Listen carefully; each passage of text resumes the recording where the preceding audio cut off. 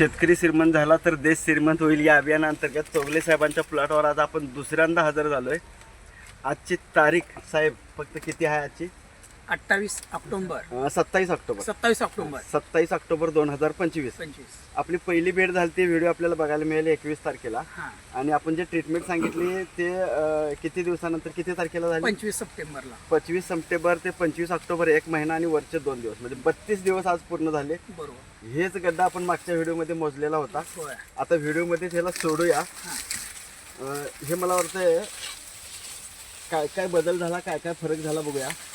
ह्या ऊसामध्ये सगळ्यात काय काय बदल झाला एक एक ऊस मोजूया फक्त.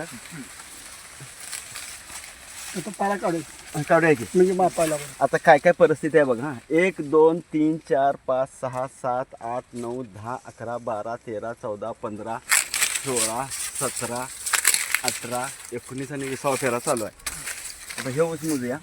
1 2 3 4 5 6 7 8 9 10 11 12 13 14 15 आणि 16 फेरा 16 आणि 17 फेरा चालू आहे. आता हे एक ऊस मोजूया. त्यात दिसतंय का बघा. 1 2 3 4 5 6 7 8 9 10 11 12 13 14 15 16 17 18 19 आणि 20 फेरा चालू आहे. आपण त्यावेळेला ज्यावेळेला व्हिडिओ केला साहेब त्यावेळेस 14 ते 17 कांडे होते.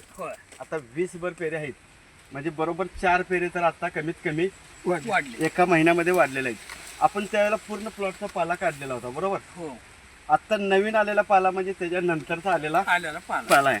आता हे एक ऊस समोर आहे, व्हिडिओ जवळ आहे म्हणून सांगतो. मी पाला बघतो. ही कांडी चालू होती धरली तर 1 2 3 4 5 6 7 टोपणं आल्यात म्हणजे 5 कांड्या वाढल्यात. 7 टोपणं ज्यावेळेला आल्या त्यावेळेला कांड्या 5 वाढलेल्या आहेत.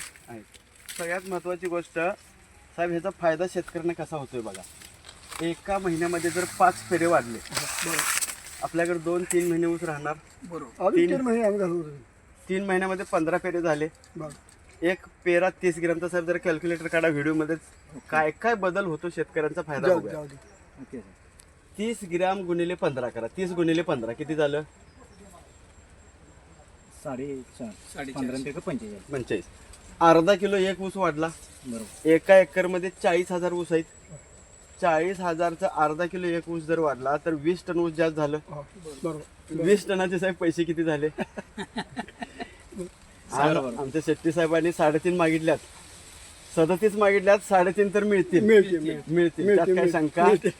तरी आपण 3,000 जरी धरूया 60,000 रुपये वाढ म्हणजे जे निघणार आहेत त्याच्यापेक्षा 60,000 साहेब. गुंठ्याला खर्च आपल्या ते सुपर ॲग्रो बुस्टरचा 60 रुपये, रासायनिकचा एक 60 रुपये आला असेल बरोबर.